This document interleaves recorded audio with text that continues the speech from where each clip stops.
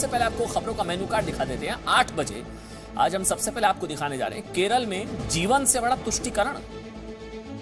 ये हम आपको दिखाएंगे अभी कुछ सेकंड्स में हेडलाइंस के बाद, और आगे आपको दिखाएंगे पोर्नोग्राफी का बिजनेस मॉडल 8:27। सबसे पहले हेडलाइंस। पॉर्न वीडियो केस में कारोबारी राज कुंद्रा 23 जुलाई तक हिरासत में। जी न्यूज के पास राज कुंद्रा की व्हाट्सएप चैट। पुलिस ने कहा नई अभिनेत्रियों पर दबाव डालकर बनाई जाती थी पॉर्न वीडियो। पेगासस जासूसी मामले में विपक्ष ने नहीं चलने दी संसद की कार्यवाही। लोकसभा परसों तक के लिए स्थगित। स्पीकर की सांसदों से नारेबाजी बंद करने की अपील। राज्यसभा में भी हंगामा हुआ। प्रधानमंत्री का कांग्रेस पर तंज। बीजेपी संसदीय दल की बैठक में कहा 3 राज्य हार कर भी नहीं खुली नींद, खुद से ज्यादा हमारी चिंता। वैक्सीनेशन के मुद्दे पर भी किया विपक्ष पर वार। संसद में विपक्ष के हंगामे पर यूपी के मुख्यमंत्री योगी आदित्यनाथ का निशाना। कहा अराजकता फैला रहा विपक्ष अंतर्राष्ट्रीय साजिश का है शिकार। सरकार पर आरोपों को बताया झूठा। 21 राज्यों के सीरो सर्वे में 68% आबादी हुई संक्रमित। 60% बच्चों में भी मिली एंटीबॉडी। स्वास्थ्य मंत्री बोले कोरोना पर राजनीति ठीक नहीं। यूपी चुनाव से पहले ब्राह्मणों को लुभाने में जुटे सियासी दल। समाजवादी पार्टी की परशुराम की मूर्ति तैयार। बीएसपी की भी ब्राह्मण सम्मेलन की तैयारी। बीजेपी में मंथन तेज। 7 दिनों की एटीएस रिमांड पर धर्मांतरण जिहाद मामले में गिरफ्तार तीनों आरोपी। 4 दिन पहले महाराष्ट्र के नागपुर से हुई थी गिरफ्तारी। विदेशों से पैसा लेकर धर्म बदलवाने का आरोप।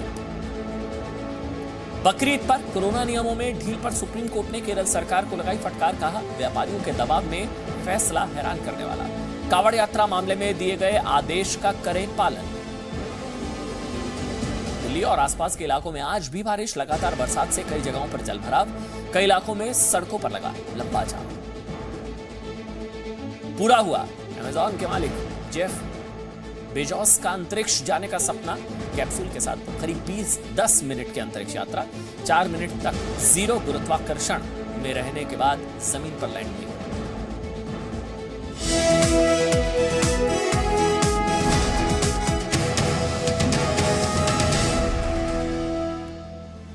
तो देशित की खबर, देशित की शुरुआत हम इन 2 खबरों के साथ करेंगे। पहली खबर केरल से है, जहां तुष्टीकरण की वजह से केरल सरकार ने अपने 3.5 करोड़ नागरिकों की जिंदगी से खिलवाड़ किया। तुष्टीकरण की वजह से 3.5 करोड़ नागरिकों की जिंदगी से खिलवाड़ किया, जानलेवा खिलवाड़। आज सुप्रीम कोर्ट ने केरल सरकार को कड़ी फटकार लगाते हुए कहा है कि नागरिकों के जीने के अधिकार से खिलवाड़ नहीं किया जा सकता। ये सुप्रीम कोर्ट ने कहा। दूसरी बड़ी खबर यह कि बकरीद पर कुर्बानी के लिए बकरे की खरीद बिक्री ऑनलाइन हो रही है। लेकिन हमारा सवाल है कि ऑनलाइन सेलिंग छोड़िए, ये बताइए इको फ्रेंडली बकरीद कब मनाई जाएगी? जब डिजिटल खरीदारी हो सकती है तो कुर्बानी डिजिटल क्यों नहीं हो सकती? आगे बढ़ते हैं। क्या केरल में जीवन से बड़ा तुष्टीकरण है क्या? ये सवाल भी और सुप्रीम कोर्ट की पीड़ा भी। आज सुप्रीम कोर्ट ने केरल सरकार को बकरीद पर लॉकडाउन में ढील दिए जाने को लेकर कड़ी फटकार लगाई। इस दौरान सुप्रीम कोर्ट ने 3 बड़ी बातें कही, ध्यान से सुनिएगा और इसका मतलब भी हम आपको समझाएंगे। पहली बड़ी बात, सुप्रीम कोर्ट ने कहा कि किसी तरह का दबाव नागरिकों के जीवन के अधिकार का उल्लंघन नहीं कर सकता। यानी कि लोगों की जिंदगी सबसे पहले है, किसी के दबाव में मत आइए आप। बाजार या मजहब का हित बाद में, बाजार या मजहब का हित बाद में। दूसरी बड़ी बात, बकरीद पर दी गई, हम बता रहे हैं वो बातें जो सुप्रीम कोर्ट ने कही है, कोट एंड कोट। बकरीद पर दी गई ढील की वजह से अगर कोरोना संक्रमण की रफ्तार बढ़ी तो कोर्ट कार्रवाई करेगा। मतलब यह हुआ कि कोर्ट ने केरल सरकार को कार्रवाई की चेतावनी दे दी है। तीसरी बड़ी बात, सुप्रीम कोर्ट ने केरल की कम्युनिस्ट सरकार से कहा कि घोड़ा तो हाथ से निकल चुका है और अब केरल सरकार की अधिसूचना रद्द भी नहीं की जा सकती, क्योंकि 18, 19, 20 3 दिन 20 तारीख को सुनवाई। ऐसा कोर्ट ने इसलिए कहा क्योंकि केरल सरकार ने 18 जुलाई से 20 जुलाई तक के लिए लॉकडाउन में ढील दी थी और आज 20 जुलाई है। यानी कोर्ट के मुताबिक अब फैसला लेने के लिहाज से बहुत देरी हो चुकी है। ये कोर्ट भी मान रहा है कि अब बहुत देर हो चुकी है। सुप्रीम कोर्ट में जब सुनवाई चल रही थी उस वक्त केरल के कोच्चि से सोशल डिस्टेंसिंग की धज्जियां उड़ाने वाली तस्वीरें आ रही थी। कोच्चि से आए इस वीडियो में ज्यादातर लोग, आप देखिए, ज्यादातर जो लोग हैं बाजारों में नजर आ रहे हैं, भीड़ भाड़ नजर आ रही है, सोशल डिस्टेंसिंग तो भूल ही जाइए। लॉकडाउन में ढील देने का नतीजा आप इस वक्त टीवी स्क्रीन पर देख सकते हैं, इसलिए सुप्रीम कोर्ट ने भी चिंता जाहिर की थी। ये देखिए आप तस्वीरें, ये तस्वीरें, यानी कि यहां ध्यान देने वाली बात यह है कि केरल में बकरीद पर लॉकडाउन में दी गई ढील को लेकर बड़े बड़े बुद्धिजीवी, तथाकथित सेकुलर नेता, डिजाइनर, पत्रकार खामोश है, कोई बोलने को तैयार नहीं है, पूरा सन्नाटा, सब चुप। ये वही लोग हैं जब उत्तर प्रदेश में कावड़ यात्रा को लेकर इतने डरे हुए थे कि उन्हें लगता था कि अगर कावड़ यात्रा हो गई तो पूरे यूपी में कोरोना विस्फोट हो जाएगा, उत्तर प्रदेश तबाह हो जाएगा, कावड़ से कोरोना हो जाएगा। लेकिन इन्हें बकरीद पर दी गई छूट से कोई दिक्कत नहीं हो रही है, कोई बेचैनी नहीं हो रही है। और इस समय जो हालात हैं वो क्या है, उत्तर प्रदेश में 19 जुलाई को कोरोना के सिर्फ 40 नए मामले आए हैं, 40 पूरे यूपी में। फिर भी वहां कावड़ यात्रा पर रोक लगा दी गई। लेकिन केरल में 19 जुलाई को तकरीबन 10,000 केस आए, इसके बावजूद 40 केस और 10,000 केस केरल में, इसके बावजूद वहां बकरीद के लिए सरकार ने ढील दे दी। यह हाल है केरल की सरकार का। सुप्रीम कोर्ट को भी कहना पड़ा, शासन चलाने योग्य नहीं रह गए आप लोग। Bakrid or festival is not related only with that festival celebration. The traders and other communities, they are struggling to pull on their life. To safeguard their interest also, Kerala government has done this. So nothing wrong in that. सोचिए ना, market का दबाव, मजहब का दबाव, market का दबाव, इसलिए जान को खतरे में डाल दिया। ये उस सरकार के नेता की दलील है जिसके राज्य में कोरोना के करीब 10,000 रोजाना मामले आ रहे हैं लगभग। इन्हें बकरीद पर ढील देने में कुछ भी गलत नजर नहीं आ रहा। बकरीद को ये धर्म के साथ साथ व्यापारियों, मार्केट दुकानदारों के हित से जोड़कर देख रहे हैं। लेकिन जब इनसे कावड़ यात्रा को लेकर सवाल पूछिए तो ऐसे नेता और वामपंथी विचारधारा से जुड़े लोग छाती पीटने लगते हैं। वैसे कोर्ट में भी केरल सरकार की दलील ऐसी ही थी, बिना सिर पैर वाली, तर्क और तथ्य के बिना। केरल सरकार की ओर से वकील रंजीत कुमार ने कोर्ट में कहा, बकरीद को देखते हुए सिर्फ जरूरी दुकानें खोलने की छूट दी गई है। इस पर सुप्रीम कोर्ट ने कहा कि कपड़े और जूते जरूरी सामान के दायरे में नहीं आते, जबकि कपड़े और जूते की दुकान खोलने की अनुमति भी केरल सरकार ने दे दी है। केरल सरकार की ओर से वकील रंजीत कुमार ने कहा, जिन क्षेत्रों में कोरोना के मामले कम हैं, वहीं लॉकडाउन में ढील दी गई है। इस पर सुप्रीम कोर्ट ने कहा, आप गलत जानकारी दे रहे हैं, ये सही नहीं है। ये सुप्रीम कोर्ट ने कहा। याचिकाकर्ता के वकील विकास सिंह ने कोर्ट से अनुरोध करते हुए कहा कि आज ढील का आखिरी दिन है, कुछ आदेश पारित किया जा सकता है। तो सुप्रीम कोर्ट ने कहा, कोई मतलब ही नहीं है, अब वक्त निकल चुका है। यानी 18 से 20 जुलाई तक केरल सरकार ने लॉकडाउन में ढील दी थी और आज खुद 20 जुलाई हो चुकी है। अब आदेश पारित करने का क्या फायदा, ढील का आखिरी दिन। ऐसे में कोर्ट ने समझा कि देर हो चुकी है, अब फैसला देने से भी फर्क पड़ने वाला है ही नहीं। लेकिन यह जरूर बता दिया कि अगर कोरोना के मामले बढ़े तो कार्रवाई होगी, अगर असर दिखा तो कार्रवाई होगी।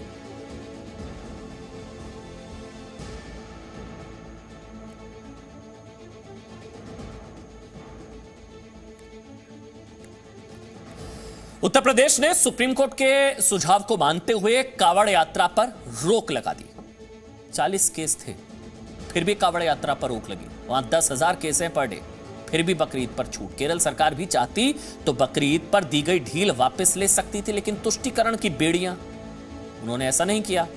सवाल वोट का था, सवाल दबाव का था। सुप्रीम कोर्ट ने केरल सरकार को यह भी कहा कि आपका मेरे उस फैसले को आपको देखना चाहिए जो हमने उत्तर प्रदेश में कावड़ यात्रा को लेकर दिया। संसदीय कार्य राज्य मंत्री वी मुरलीधरन ने कहा कि केरल सरकार को सुप्रीम कोर्ट ने बेपर्दा कर दिया। I would like to take this opportunity to thank the Supreme Court for intervening in this issue and also coming to the rescue of the people of Kerala and their lives. The government of Kerala's political gimmick has been exposed. Bengal में BJP के अध्यक्ष दिलीप घोष ने जी media से बातचीत में इसे लेकर क्या कहा, सुनना चाहिए आज आपको। राजनीति इन पर इतनी हावी हो गई है, न देश का न समाज का, सुरक्षा का कोई महत्व नहीं है, स्वाभाविक। जबकि supreme court, high court bar बार केंद्र सरकार से लेकर राज्य सरकार तक सबको सचेत किया है और एक प्रकार ज़बरदस्ती किया है कि नहीं तो हम अपने आदेश देंगे, तो स्वाभाविक सारी सरकार ने मानी है। सारी सामाजिक उत्सव, धार्मिक उत्सव आज बंद है। रथ यात्रा, दीपावली, होली पिछले 2 साल से हम नहीं मना रहे क्योंकि जीवन ही सबसे बड़ी बात है। लेकिन कुछ पार्टियां होती हैं, सरकार होती है, उनके ऊपर उनके सामने राजनीति बड़ी होती है, इसलिए इस प्रकार खतरनाक निर्णय लेते हैं, ये अच्छा बात है कि कानून सबके लिए बराबर होना चाहिए और कोर्ट को इसके लिए बधाई है। देखिए, तुष्टीकरण अपनी जगह, लेकिन ये तो जानलेवा तुष्टीकरण है। लोगों की जान को खतरे में डालकर उनको खुश करना है। शिवसेना के प्रवक्ता संजय राउत ने भी केरल सरकार पर निशाना साधा। बात रिलैक्सेशन की नहीं है, सरकार को समझना चाहिए। उत्तर प्रदेश उत्तराखंड में कांवड़ यात्रा को रद्द कर दिया है। महाराष्ट्र में सबसे बड़ी यात्रा होती है पंढरपुर की, वो भी हमने रद्द कर दी है। तो ये सरकार की इस बात को कोई महत्व नहीं देना चाहिए। पूरा देश में जिस प्रकार का माहौल है, तो सभी ने अपने आप पर एक निर्बंध डालना चाहिए। सीधा सा सवाल, ऐसी छूट कांवड़ यात्रा को लेकर दे दी जाती तो क्या होता? मजहब या कारोबार देखकर आप लॉकडाउन के नियमों में सख्ती या ढील जैसे फैसले कैसे ले सकते हैं? और कोई सरकार अगर ऐसा कर रही है तो समझ लीजिए वो जनता की सरकार नहीं, उस धर्म विशेष या कारोबारियों की सरकार है। कल देश भर के मुसलमान बकरीद का त्योहार मनाएंगे। बकरीद पर कुर्बानी देने की परंपरा है। इस मौके पर लोग बड़ी संख्या में बकरों की कुर्बानी देते हैं। इसलिए बकरीद आते ही हर साल बकरियों की डिमांड बढ़ जाती है, उनके लिए बोलियां लगती हैं। ये वीडियो जो देख रहे हैं ना आप, उत्तर प्रदेश की राजधानी लखनऊ का है। यहां नुमान नाम के शख्स ने खास तौर पर बकरीद के लिए ही इन 2 बकरों को खरीदा। जानते हैं दोनों बकरों की कीमत कितनी है? 4.5 लाख रुपए, 4,50,000, 4.5 लाख। जी हां, इन 2 बकरों को खरीदा गया 4.5 लाख रुपए में। इन बकरों की खास बात यह है कि एक का वजन 1 क्विंटल 50 किलो, दूसरे का वजन 1 क्विंटल 70 किलो बताया जा रहा है। कहा जा रहा है कि इन बकरों की परवरिश ड्राई फ्रूट्स और जूस पिलाकर हुई है। 4.5 लाख 2 बकरे। बकरों के सिर्फ भाव ही नहीं बढ़ रहे हैं, बल्कि बकरों की खरीद बिक्री में अब हाईटेक तरीके भी आजमाए जा रहे हैं। अब ऑनलाइन प्लेटफॉर्म पर बकरों और दूसरे जानवरों की मंडियां लगती हैं। वर्चुअल ऑनलाइन खरीदारी भी हो रही है, ऑनलाइन खरीदार भी मिल जाते हैं। आपको सोशल मीडिया पर ऐसी कई मंडियां मिल जाएंगी। यहां ऑनलाइन बकरा लिखा हुआ सोशल मीडिया पेज दिखेगा। देखिए आपके सामने, कुर्बानी के लिए जानवरों की ऑनलाइन खरीद बिक्री चल रही है। लेकिन पेटा क्या कर रहा है? पेटा को जगाना पड़ रहा है। पेटा से हमने इस मुद्दे पर सवाल पूछा, सुनिए जवाब। इस तरह के वीडियो को हम इसका विरोध करते हैं। पीटा इंडिया ने OLX व क्विकर जैसे प्लेटफॉर्म को कन्विंस किया है, उन वेबसाइट्स को कन्विंस किया है कि वह अपने प्लेटफॉर्म पे किसी भी तरह का जानवर की सेलिंग का एडवर्टाइजमेंट को इंकरेज ना करें, वह इस तरीके के ऐड उनकी वेबसाइट पे डिस्प्ले ना हो। और अब आप देख सकते हैं कि उनकी वेबसाइट से जो इस तरीके के ऐड थे वो सारे ही ऐड निकाल दिए गए हैं। और इसी तरह अब हम IT मिनिस्ट्री से भी अपील करते हैं कि किसी तरीके की ऑनलाइन सेलिंग को उस पर रोक लगाई जाए, क्योंकि ये ना सिर्फ ट्रांसपोर्टेशन व बाकी अन्य एनिमल प्रोटेक्शन लॉज को भी वायलेट करते हैं। यही फर्क होता है, यहाँ अपील हो रही है, वहाँ PIL हो जाती है। यहाँ अभी तक सिर्फ अपील की स्टेज पर ही पहुंचा है पेटा, लेकिन जब बात दिवाली या होली की आती है तो PIL दाखिल हो जाती है। इसी से जुड़ा हमारा अगला सवाल ये कि इको फ्रेंडली बकरीद कब मनाई जाएगी? क्योंकि जब भारत में दिवाली या होली जैसे त्योहार आते हैं तो टीवी चैनलों और सोशल मीडिया पर green Diwali, eco friendly Holi की बातें होने लगती हैं। गणेश चतुर्थी, गणेश विसर्जन में भी यही सब ज्ञान दिया जाता है। लेकिन इको फ्रेंडली बकरीद की मांग को मुस्लिम विरोधी बताकर खारिज कर दिया जाता है। जबकि बकरीद पर जानवरों की कुर्बानी से पर्यावरण का कितना बड़ा नुकसान हो रहा है, इसे समझने की जरूरत है। दुनिया में इस्लाम धर्म को मानने वाले 190 करोड़ लोग हैं, 190 करोड़। और अगर 5 लोगों का एक परिवार भी किसी जानवर की कुर्बानी देता है तो एक अनुमान के मुताबिक ईद पर एक दिन में 38 करोड़ जानवरों की कुर्बानी दी जाती है। 38 करोड़। ईद पर जिन जानवरों की कुर्बानी दी जाती है उनमें भेड़, बकरी, गाय, ऊंट और भैंस जैसे जानवर होते हैं। धर्म के नाम पर लाखों करोड़ों जानवरों की कुर्बानी देना सिर्फ मानवता के खिलाफ नहीं है, बल्कि इससे पर्यावरण को भी नुकसान पहुंचता है। अमेरिका की नेशनल एकेडमी ऑफ साइंसेस की एक स्टडी के मुताबिक अगर शाकाहार को भोजन में ज्यादा जगह दी जाए तो दुनिया में हर साल होने वाली 50 लाख मौतों को टाला जा सकता है। भोजन में मांसाहार की मात्रा कम करने से दुनिया में हर साल लगभग 66,73,000 करोड़ रुपए बचाए जा सकते हैं, जबकि ग्रीन हाउस गैसेस के उत्सर्जन में कमी आने से 33,36,000 करोड़ रुपए की बचत हर साल हो सकती है। इको फ्रेंडली बकरीद, हमने आपको कहा ना, वर्चुअल खरीदारी हो रही है, ऑनलाइन खरीदारी हो रही है, वर्चुअल खरीदारी हो रही है। कुर्बानी वर्चुअल होगी क्या, ये सवाल। आगे बढ़ते हैं और अब यहां उनकी चर्चा भी जरूरी है जो देश के खिलाफ दुष्प्रचार कर रहे हैं।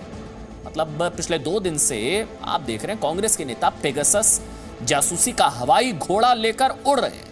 कांग्रेस पार्टी अब कोरोना पर चर्चा भूल गई है। किसानों वाली बात दिखावटी थी। महंगाई कांग्रेस के लिए अब कोई मुद्दा नहीं है। बेरोजगारी, महंगाई, किसान, कोई मुद्दा नहीं रह गया। मुद्दा सिर्फ एक है, पेगासस जासूसी। ऐसा हवाई मुद्दा है जो सचमुच ग्रीक माइथोलॉजी के पेगासस की तरह उड़ने वाला काल्पनिक घोड़ा ही है। ना आरोपों में तथ्य, ना कोई सबूत, ना कोई बयान, आधारहीन। लेकिन हंगामा इतना 2 दिन से संसद नहीं चलने दी जा रही है। लोकसभा से लेकर राज्यसभा तक कांग्रेसी सांसदों के साथ साथ विपक्ष के सांसद सुर में सुर मिला रहे हैं। कहीं जेपीसी की मांग, कभी गृह मंत्री के इस्तीफे की मांग, कभी राष्ट्रीय सुरक्षा से खिलवाड़ का आरोप। भारतीय जनता पार्टी ने भारतीय जासूस पार्टी कहा जा रहा है। ये तमाम चीजें कही जा रही हैं। मतलब लोकतंत्र नहीं, जासूसी तंत्र चल रहा है, सिर्फ और सिर्फ दुष्प्रचार। ऐसे वक्त में जब सरकार की ऊर्जा और शक्ति संसद के विधायक कामों में लगनी चाहिए थी, सरकार को इस दुष्प्रचार से निपटना पड़ रहा है। आप समझ रहे हैं, सरकार ने अब इसकी जिम्मेदारी राज्यों को दे दी है। बीजेपी के मुख्यमंत्रियों की फौज देश के खिलाफ हो रहे दुष्प्रचार की हवा निकालने में जुटी हुई है। महाराष्ट्र से देवेंद्र फडणवीस तो मध्य प्रदेश से शिवराज सिंह चौहान, यूपी के मुख्यमंत्री योगी आदित्यनाथ ने पेगासस कांड को लेकर पलटवार किया। विपक्ष पूरी तरह नकारात्मक भूमिका में के साथ में है और उन अंतर्राष्ट्रीय साजिशों का शिकार जाने अनजाने में हो रहा है जो अंतर्राष्ट्रीय साजिश किसी न किसी रूप में भारत को अस्थिर करना चाहते हैं, भारत को किसी न किसी रूप में अस्त व्यस्त करना चाहते हैं। ये कोई पहली घटना नहीं है। याद करिए, जो अभी कुछ वर्ष पहले 2020 में प्रारंभ में अमेरिका के राष्ट्रपति की भारत विजिट के दौरान उनके दिल्ली पहुंचने के साथ ही दिल्ली के अंदर हुआ भीषण दंगा क्या एक साजिश का हिस्सा नहीं था? और इस बार भी कुछ ऐसा हुआ। दुनिया की नजर भारत पर है कि कैसे भारत ने कोविड का प्रबंधन किया, कैसे दुनिया का सबसे बड़ा टीकाकरण अभियान हिंदुस्तान ने चलाया, कैसे 1.5 अरब आबादी में हर एक के पेट तक भोजन पहुंचाने का इंतजाम हो गया। यह चर्चा दुनिया देखती, संसद की कार्रवाई चलती तो यह सच दुनिया को पता चल पाता। लेकिन अंतर्राष्ट्रीय गैंग एक्टिव है। कैसे हुआ? मॉनसून सत्र से ठीक पहले यह टूल किट पकड़ा दी गई रेडीमेड। लेकिन यहां तो आरोपों के हवाई घोड़े उड़ाने की आदत है, वो भी विदेशी।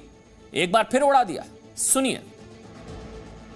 कि अंदर आके क्यों स्टेटमेंट देते हैं और क्यों अपना पक्ष रखते हैं अगर कुछ लेना देना नहीं है तो। पहले रविशंकर जी पिछले साल राज्यसभा में बोले थे, आज ये मंत्री यहाँ आके कह रहे हैं। जब मान लीजिए इतने सारे मीडिया है दुनिया के, वॉशिंगटन पोस्ट से लेकर गार्जियन से लेकर और हिंदुस्तान की तो कोई सवाल ही नहीं आता है, सारे क्या झूठ बोल रहे हैं, सारे क्या गलत बोल रहे हैं। सुना आपने, ये कांग्रेस के नेता अपने देश की लोकतांत्रिक ढंग से चुनी हुई सरकार के ऊपर इतने संगीन इल्जाम लगा रहे हैं और पूछने पर आधार क्या बताते हैं कि हाँ जी वॉशिंगटन पोस्ट ने ऐसा लिखा है, गार्जियन ने ऐसा लिखा है, विदेशी मीडिया ने ऐसा लिखा है, फला फला पोर्टल ने ऐसा लिखा है। जब ऐसे ही वेब पोर्टल्स में चीनी चंदे या चीनी फंडिंग की बात आती है तो ये चुप हो जाते हैं, फला यूट्यूबर ने ऐसा बोला है। हम भी ये कह रहे हैं कि कांग्रेस को ये टूलकिट विदेशों से पकड़ाई जाती है, वरना तथ्य और आरोप की बात करें तो समझिएगा बहुत ध्यान से। आरोप है कि भारतीय नेताओं, अफसरों, पत्रकारों की जासूसी हुई, जबकि अब तक जो तथ्य सामने आए उसमें यह कहीं से भी साफ नहीं है कि जिन 50,000 फोन में जासूसी का आरोप लगाया गया उनमें कितने भारतीय हैं। ये रिपोर्ट में भी स्पष्ट नहीं लिखा गया। उनमें जासूसी हुई भी है या नहीं, ये नहीं लिखा गया रिपोर्ट में। आरोप यह कि भारत सरकार ने एनएसओ ग्रुप की सेवा ली, यानी कि क्या पेगासस स्पाईवेयर का इस्तेमाल किया। तथ्य यह है कि अभी तक ना तो एनएसओ ने कहा है कि उसने भारत सरकार को सेवा दी और ना ही भारत सरकार ने कहा है कि उसने एनएसओ की कोई सेवा ली है। आरोप यह है कि केंद्र सरकार के मौजूदा कैबिनेट मंत्रियों से लेकर ब्यूरोक्रेट्स तक की जासूसी करवाई गई। आरोप है ये। तथ्य है कि अभी तक कोई ऐसा सबूत सामने आया ही नहीं है कि नेताओं ब्यूरोक्रेट्स की जासूसी हुई भी है या नहीं है। मतलब कोई तथ्य नहीं है, कोई सबूत नहीं है, बयान कबूलनामा नहीं है। लेकिन कांग्रेस इस पर संयुक्त संसदीय समिति जेपीसी चाहती है।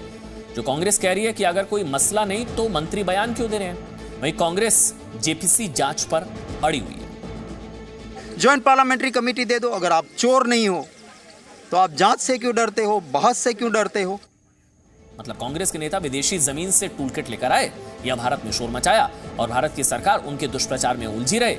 एक और बात बता दें यहां पर आपको, ये सारे आरोप जिस बुनियाद पर लगाए जा रहे हैं ना, एक ऐसे पोर्टल के खुलासे पर ऐसी खबर जिसमें खुलासा करने वाला खुद कबूल करता है कि 50,000 फोन में से 3 से 4 दर्जन ही फोरेंसिक जांच हुई। वो खुद मानता है कि पेगासस जासूसी की लिस्ट में फोन नंबर होने का यह मतलब नहीं है कि जासूसी हो गई है। समझिए इस चीज को। फॉरबिडन स्टोरीज ने भी नहीं बताता कि कथित जासूसी के शिकार किसी भारतीय के फोन की फोरेंसिक जांच हुई भी है या नहीं हुई है। मतलब वो नहीं बताता कि किसी इंडियन के फोन नंबर की हैकिंग हुई या नहीं बताया उसने। फॉरबिडन स्टोरीज की ही अपने खुलासे में यह भी लिखता है कि एनएसओ ने खबर को तथ्यहीन, मनगढ़ंत और सबूतहीन कहा है। इसी खुलासे में यह भी लिखा हुआ है कि भारत सरकार ने जासूसी के कथित खुलासे और आरोपों को खारिज कर दिया। मतलब सोचिए, जब खुलासा करने वाला खुद ही अपनी स्टोरी के बेबुनियाद होने की पुष्टि कर रहा है तो भारत में इतना शोर क्यों?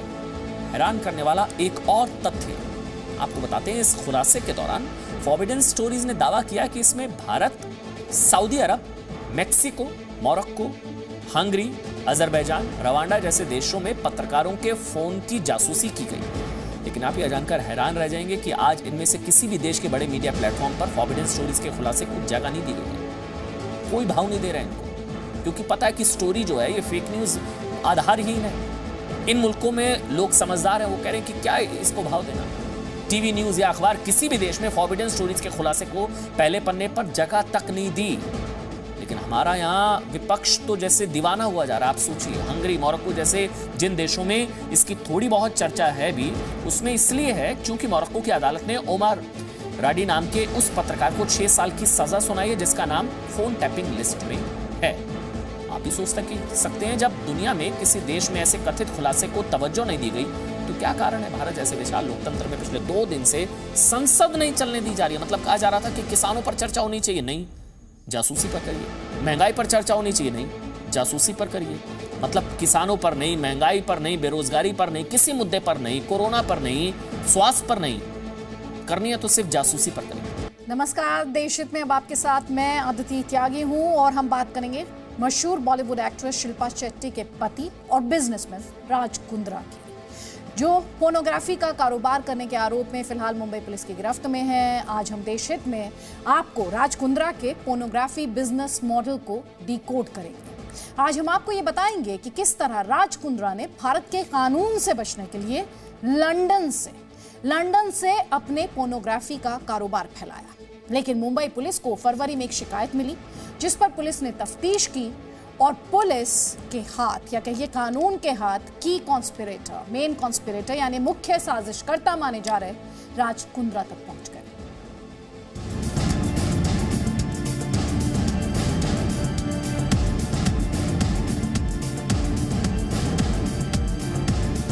बॉलीवुड की जानी मानी एक्ट्रेस शिल्पा शेट्टी के पति और बिजनेसमैन राज कुंद्रा।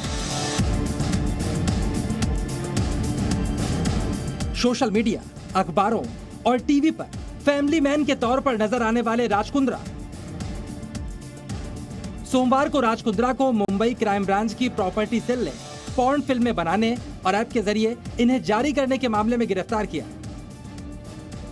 और मंगलवार को पोर्नोग्राफी केस में गिरफ्तार राज कुंद्रा को कोर्ट ने 23 जुलाई तक पुलिस रिमांड पर भेज दिया। कल शाम को तकरीबन 8 बजे अरेस्ट करने के बाद आज 2 बजे प्रोड्यूस किया गया और आर्ग्यूमेंट काफ़ी देर सुनने के बाद कोर्ट ने दोनों को ही 23 जुलाई तक रिमांड किया है पुलिस कस्टडी में। हम आपको राज कुंद्रा के पोर्नोग्राफी कारोबार से जुड़े हर किरदार के बारे में बताएंगे। हम आपको राज कुंद्रा को सलाखों के पीछे पहुंचाने वाले हर सबूत के बारे में भी बताएंगे। लेकिन पहले समझिए एक फैमिली मैन के तौर पर नजर आने वाले राज कुंद्रा पोर्नोग्राफी के बिजनेस में कैसे और क्यों आए? राज कुंद्रा ने कैसे पोर्नोग्राफी के बिजनेस मॉडल को मुंबई से लंदन तक फैलाया और पोर्नोग्राफी के कारोबार के दौरान न पकड़े जाए, इसकी पूरी एहतियात बरतने के बावजूद कैसे राज कुंद्रा सलाखों के पीछे पहुंच गए? बॉलीवुड एक्ट्रेस शिल्पा शेट्टी के पति और बिजनेसमैन राज कुंद्रा के ऊपर कई संगीन आरोप लगे हैं। राज कुंद्रा ने भारत में पोर्नोग्राफी प्रतिबंधित होने की वजह से लंदन में रहने वाले अपने रिश्तेदार और बिजनेस पार्टनर की कंपनी कैंड्रेन प्रोडक्शन के जरिए पोर्नोग्राफी का काम शुरू किया। मुंबई में इन फिल्मों की शूटिंग के लिए स्ट्रगलर मॉडल्स का इस्तेमाल किया जाता था और फिर हॉटशॉट एप्लीकेशन के जरिए इन फिल्मों से मोटी कमाई की जाती थी। मुंबई पुलिस की क्राइम ब्रांच ने राज कुंद्रा की गिरफ्तारी के बाद कुंद्रा के पोर्नोग्राफी बिजनेस मॉडल का सारा कच्चा चिट्ठा भी खोल दिया है। दरअसल राज कुंद्रा की कंपनी वियॉन का लंदन की कंपनी कैंड्रेन से टाई अप हुआ। लंदन की कंपनी कैंड्रेन राज कुंद्रा के रिश्तेदार और बिजनेस पार्टनर प्रदीप बख्शी की कंपनी है। इसी कैंड्रेन कंपनी के ऐप हॉटशॉट से पॉर्न कंटेंट लोगों तक पहुंचाया जाता था, लेकिन हॉटशॉट्स ऐप के लिए पॉर्न कंटेंट मुंबई में तैयार किया जाता था और इस पॉर्न कंटेंट के प्रोडक्शन और अकाउंट का पूरा काम राज कुंद्रा की कंपनी करती थी। राज कुंद्रा का एक्स-पीए उमेश कामत इसी कैंड्रेन प्रोडक्शन हाउस का भारत में रिप्रेजेंटेटिव था और ये कंपनी पॉर्न फिल्मों के लिए कई एजेंट्स को कॉन्ट्रैक्ट देती और फंडिंग करती थी। हालांकि ये कंपनी कैंड्रेन और हॉटशॉट्स लंदन में रजिस्टर्ड है, लेकिन कंटेंट क्रिएशन, इसके पूरे ऑपरेशंस, इसका पूरा account management, piracy related issue, ये सारे के सारे वियॉन के ऑफिस से मुंबई से ही किए जाते थे। मुंबई पुलिस की क्राइम ब्रांच ने यह भी बताया कि राज कुंद्रा को इस मामले में गिरफ्तार करने से पहले तमाम सबूत इकट्ठे किए गए, जिनसे साबित होता है कि किस तरह राज कुंद्रा की कंपनी इस पोर्नोग्राफी के कारोबार में जुड़ी हुई थी। जब ये पूरे डॉक्यूमेंट्री और इलेक्ट्रॉनिक एविडेंसेस हमारे पास आए तो हमने कोर्ट से सर्च वारंट लेके उनके ऑफिसेस कल सर्च किए और इसमें ये सारी चीज़ें हमको मिली, including a few clips were obtained from the computers of their offices. अब सवाल उठता है, आखिर क्यों राज कुंद्रा ने मुंबई में पॉर्न फिल्मों का प्रोडक्शन करवाया, लेकिन इसे लोगों तक पहुंचाने के लिए लंदन की कंपनी को चुना। इसके पीछे की वजह है भारत में पॉर्न फिल्मों का प्रतिबंधित होना और लंदन में इसकी छूट मिलना। भारत में पोर्नोग्राफी पूरी तरह से प्रतिबंधित, गुनाह साबित होने पर सजा और जुर्माने का प्रावधान भी है। पॉर्न वीडियो को बनाने के अलावा पब्लिश करना भी यहाँ पर अपराध है। मजबूरी का फायदा उठाकर वीडियो बनाने पर भी सजा का प्रावधान है। गुनाह साबित होने पर 5 साल की सजा और 10 लाख का जुर्माना हो सकता है। राज कुंद्रा कानून से बचने के लिए ही इस कारोबार को लंदन ले गए। भारत देश हमारा एक सांस्कृतिक अच्छी संभावना वाला देश है। इसमें पोर्नोग्राफी अलाउड नहीं है, इलीगल है, रादर ये इलीगल है। अगर खाली पोर्नोग्राफी कोई अश्लील कार्रवाई करते हैं या अश्लील फोटोग्राफ्स या कहीं उसको ट्रांसमिट करते हैं तो आईपीसी की धारा 292 या 294 में जो पब्लिक प्लेस में की जाती है उसमें वो लागू होती है। चलिए अब हम आपको बताते हैं किस तरह मुंबई में शूटिंग के बाद इस कंटेंट को लंदन तक भेजा जाता था। अश्लील वीडियो प्रकरण में अलग अलग लोगों की अलग अलग जिम्मेदारी थी। उमेश जैसे लोगों की जिम्मेदारी थी पूरी स्क्रिप्ट तैयार करना और पूरी फिल्म बनाना। तैयार फिल्म को लंदन भेजने के लिए रेयान की मदद ली जाती थी और रेयान आईटी प्रोफेशनल था। इंटरनेट के माध्यम से एन्क्रिप्टेड कोड के जरिए ये लंदन भेजा जाता था और इसके बाद अलग अलग प्लेटफॉर्म पर इसे डाला भी जाता था। राज कुंद्रा और ब्रिटेन में रहने वाले उनके रिश्तेदार ने मिलकर जो कैंड्रेन कंपनी बनाई, उसके लिए वीडियो भारत में शूट किए गए और फिर उन्हें वी ट्रांसफर के जरिए ब्रिटेन में ट्रांसफर किया गया। इस काम को अंजाम देने वाला राज कुंद्रा की कंपनी का आईटी हेड भी मुंबई पुलिस की गिरफ्त में है, जिसे कोर्ट ने 23 जुलाई तक के लिए रिमांड पर भेज दिया है। कल रात में राज कुंद्रा और उनके जो आईटी हेड है रायन थॉर्प, उनको कल अरेस्ट किया है। पुलिस ने राज कुंद्रा की रिमांड मांगते वक्त कोर्ट में बताया कि राज की कंपनी वियान के अकाउंट में काफी विदेशी मुद्रा है, इसलिए इस मामले की पूरी तरह से जांच होनी चाहिए। फिलहाल राज कुंद्रा पुलिस की रिमांड पर है। राज कुंद्रा ने इस कंपनी से अपना संबंध होने से इनकार किया है, लेकिन मुंबई पुलिस के मुताबिक उनके पास ऐसे सबूत मौजूद हैं जिन्हें नकारना कुंद्रा के लिए आसान नहीं होगा। राजीव रंजन के साथ अंकुर त्यागी, जी मीडिया, मुंबई। जी न्यूज़ पर हमारी कोशिश लगातार ये रहती है कि हम आपको खबर दिखाएं भी और खबर समझाएं भी। तो इस खबर को और साधारण भाषा में आपको समझाने के लिए हम आपको ये बताते हैं कि कोर्ट में राज कुंद्रा ने क्या कहा और कैसे ये चैट है, ये व्हाट्सएप चैट है जो उनकी पोल खोल रही है। राज कुंद्रा और प्रदीप बख्शी जो कि उनके बिजनेस पार्टनर हैं, उनके साथ ये चैट है जिसमें आप देख सकते हैं, नहीं मुझे PSD फाइल भेजो और उन्हें डिजिटल में रिसाइज कर लूंगा, ये प्रदीप बख्शी कह रहे हैं। उसके बाद जवाब आता है बढ़िया, ओके। प्रदीप बख्शी उस पर कहते हैं आपको ग्रुप में शामिल कर लिया है। फिर जवाब आता है हाँ, यस। प्रदीप बख्शी हम मार्केटिंग उसे दे सकते हैं। इस पर भी जवाब आता है हाँ जरूर। तो ये वो चैट है, ये चैट हम आपको इसलिए दिखा रहे हैं क्योंकि ये वो चैट है जो राज कुंद्रा के उन दावों की पोल खोलती है जो उन्होंने कोर्ट में किए। उन्होंने इस कंपनी के साथ संबंध तोड़ लेने की बात कही और साथ ही ये कहा कि वो तो अपने स्टेक्स पहले ही बेच चुके हैं प्रदीप बख्शी को। लेकिन ऐसे में सवाल ये, फिर ये व्हाट्सएप चैट क्या है और क्यों है? आपको इस पूरे प्रकरण का एक और पहलू समझना होगा। राज कुंद्रा एक जाना पहचाना नाम है, वो शिल्पा शेट्टी के पति हैं और साथ ही IPL की टीम में भी उनकी भागीदारी है। उनके पास एक IPL टीम है और उसकी वजह से बड़ी संख्या में, भारी संख्या में लोग उन्हें फॉलो करते हैं, जानते पहचानते हैं। अब समझने वाली बात यह है कि जिस तरह राज कुंद्रा पोर्नोग्राफी केस में फंसे हैं, इसका असर उनके फॉलोअर्स पर क्या होगा।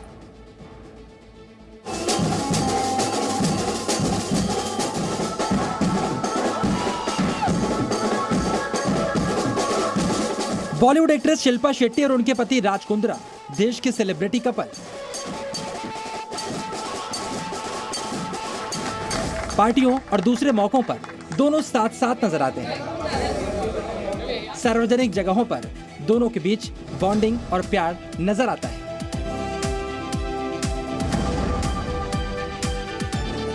इसके अलावा सोशल मीडिया पर भी दोनों की केमिस्ट्री खूब पसंद की जाती है। और फनी वीडियोस के जरिए भी दोनों ने अपने फॉलोअर्स बनाए हैं। और हमेशा के लिए अपने मायके चली जाऊंगी। 1000 की लॉटरी लगी है आज, ये ले आधी रकम और निकल यहाँ से। कुल मिलाकर मीडिया और सोशल मीडिया में राज कुंद्रा एक फैमिली मैन नजर आते हैं, जिन्हें देश और दुनिया में हजारों लाखों परिवार फॉलो भी करते हैं। शिल्पा शेट्टी का पति और कामयाब बिजनेसमैन होने की वजह से राज कुंद्रा घर घर में पहचाना हुआ नाम है। लेकिन मीडिया और सोशल मीडिया में फैमिली मैन राज कुंद्रा का जो नया चेहरा सामने आया है, वो चौंकाने वाला है।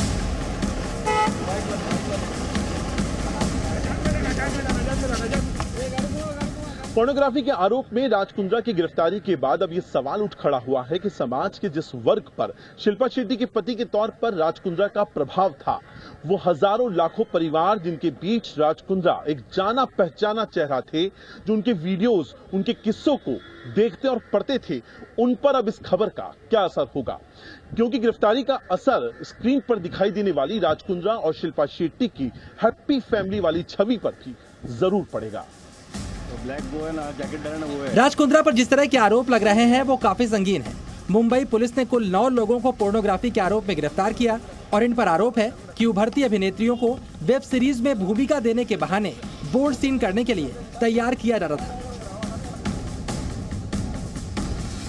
मॉडल पूनम पांडे समेत कई अभिनेत्रियों ने यह आरोप भी लगाया है कि उनको इस बिजनेस में लाने वाले राज कुंद्रा ही है। So I refuse to use this opportunity to highlight my trauma. The only thing I'll add is that I filed a police complaint in 2019 against Raj Kundra. अब सवाल उठता है, ऐसे आरोप लगने के बाद राज कुंद्रा के फॉलोअर्स पर इसका क्या असर पड़ा होगा? जिस फैमिली को वो आइकॉन मान रहे थे, उसका मुखिया तो पोर्नोग्राफी का बिजनेस कर रहा है। आई थिंक ये सब उनके फॉलोअर्स के लिए बहुत गलत मैसेज जाएगा। सभी यूथ को, पूरी इंडिया को इतना धक्का लगा है क्योंकि उनके कोई लाखों फॉलोवर नहीं थे, करोड़ों फॉलोवर थे। लोग हैरान हैं कि तमाम तरीकों से पैसे कमाने वाले इतने संपन्न और मशहूर राज कुंद्रा के लिए क्या पोर्नोग्राफी का बिजनेस करना जरूरी था? चलिए अब आपको बताते हैं राज कुंद्रा और शिल्पा शेट्टी की पहुंच कितने लोगों तक है। यूं तो राज कुंद्रा शिल्पा शेट्टी की वजह से काफी ज्यादा मशहूर है, लेकिन सिर्फ सोशल मीडिया को आधार माना जाए तो इंस्टाग्राम पर राज कुंद्रा के 1 मिलियन और शिल्पा शेट्टी के 21.4 मिलियन फॉलोअर्स हैं। वहीं ट्विटर की बात करें तो राज कुंद्रा को 7,36,000 जबकि शिल्पा शेट्टी को 6.1 मिलियन लोग फॉलो करते हैं। इन आंकड़ों के बाद समझा जा सकता है कि शिल्पा शेट्टी के साथ आने के बाद राज कुंद्रा कितने ज्यादा लोकप्रिय हो गए। लेकिन पोर्नोग्राफी केस में नाम आने के बाद अब सेलिब्रिटी भी राज कुंद्रा को पानी पी पी कर कोस रहे हैं। ये राज कुंद्रा का ये गंदापन सामने है। अब ये लोग पैसा कमाने के लिए अपना धर्म ईमान बेच रहे हैं, कुछ भी दिखा रहे हैं। देश की सभ्यता से और संस्कार से इनका कुछ लेना देना, इनको बस पैसा मिलना चाहिए। वहीं राज कुंद्रा को फॉलो करने वाले लोग भी अब उनके खिलाफ कड़ी कार्रवाई की मांग कर रहे हैं। आई थिंक यहाँ पे स्ट्रिक्ट एक्शन लेने चाहिए और उनको भी इक्वली ट्रीटमेंट होना चाहिए जो लॉ के अकॉर्डिंग स्पेसिफाइड है। कुल मिलाकर समाज को भी इस गिरफ्तारी के बाद धक्का लगा है, क्योंकि चमक धमक की दुनिया वाले जिन लोगों को वो फॉलो कर रहे थे, रियल लाइफ में उनकी पिक्चर बहुत डर्टी निकली है। अंकुर त्यागी, जी मीडिया, मुंबई। हमारी अगली खबर उत्तर प्रदेश से। उत्तर प्रदेश में इन दिनों बड़ी सरगर्मी है। ब्राह्मण वोट का गुणा गणित फिट किया जा रहा है। चुनाव नजदीक आते क्या समाजवादी पार्टी, क्या बहुजन समाज पार्टी, सबको ब्राह्मण वोटों को जोड़ने की फिक्र सता रही है और तरह तरह के कार्यक्रम का ऐलान किया जा रहा है। दूसरी तरफ यूपी की योगी आदित्यनाथ सरकार के सामने समाजवादी पार्टी और बहुजन समाज पार्टी की चालबाजियों से निपटने की चुनौती भी है। दशकों से बीजेपी को मिलते आ रहे ब्राह्मण वोट को एकजुट रखने का बड़ा चैलेंज योगी आदित्यनाथ की सरकार पर है। इसलिए यूपी में बीजेपी भी ब्राह्मण वोट को लेकर एक्शन में है। आखिरकार 12% के वोट बैंक का जो सवाल है, और आपको यहाँ पर बता दें 2017 में 80% इस वोट बैंक का हिस्सा बीजेपी के खाते में आया।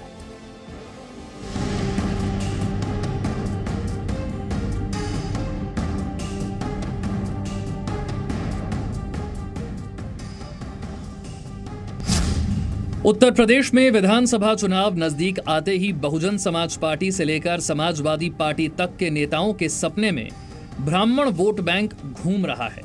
भगवान परशुराम घूम रहे हैं, सत्ता की कुर्सी तक पहुंचने के समीकरण घूम रहे हैं। मायावती हो या अखिलेश यादव, इस बार के विधानसभा चुनाव में इन दोनों दलों की नजर ब्राह्मण वोट बैंक पर है और उसी परंपरागत वोट बैंक को बचाए रखने के लिए भारतीय जनता पार्टी भी एक्शन में है। उत्तर प्रदेश में ब्राह्मण वोट बैंक की तरफ सपा और बसपा की नजर को देखते हुए अब बीजेपी ने भी अपनी रणनीति बनानी शुरू कर दी है। बीजेपी ने अपने ब्राह्मण चेहरों को एक्टिव कर दिया है और इसी सिलसिले में 18 जुलाई को दिल्ली में केंद्रीय मंत्री अश्विनी चौबे के घर पर उत्तर प्रदेश बीजेपी के बड़े ब्राह्मण नेताओं की बैठक हुई।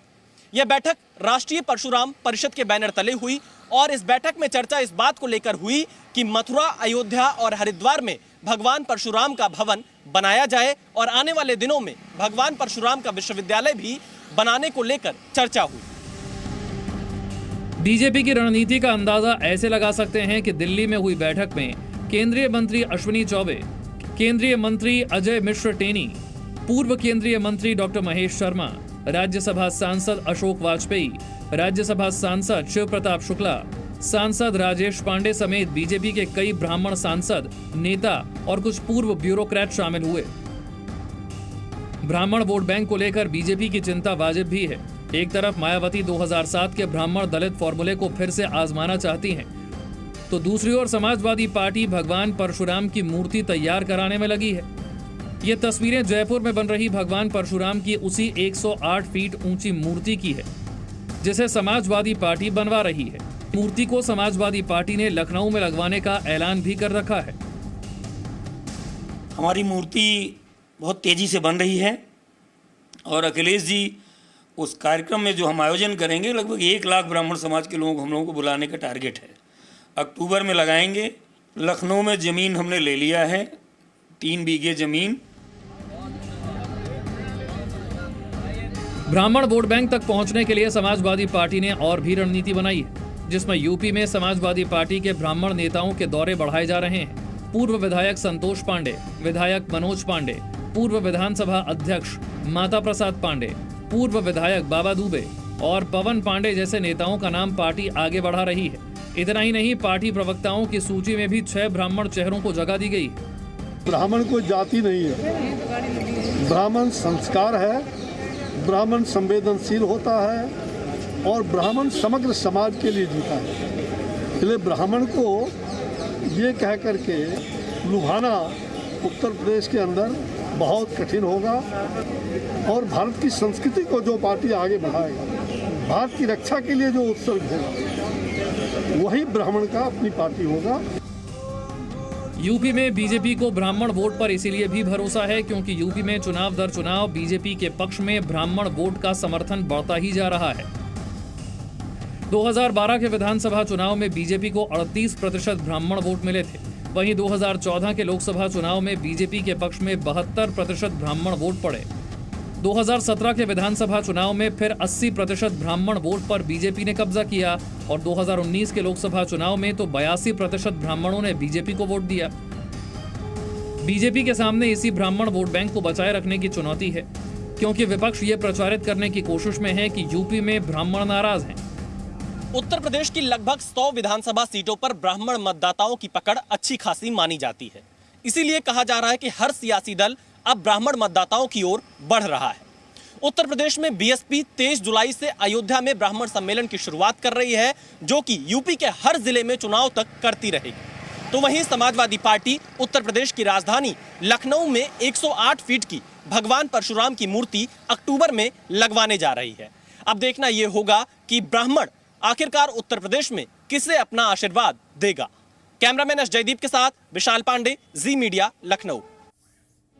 तो 2017 में राम, क्या 2022 में परशुराम कराएंगे बेड़ा पार? ये है यूपी की सियासत से जुड़ा बड़ा सवाल। हम लौटेंगे जल्द, आप देखते रहिए जी न्यूज़।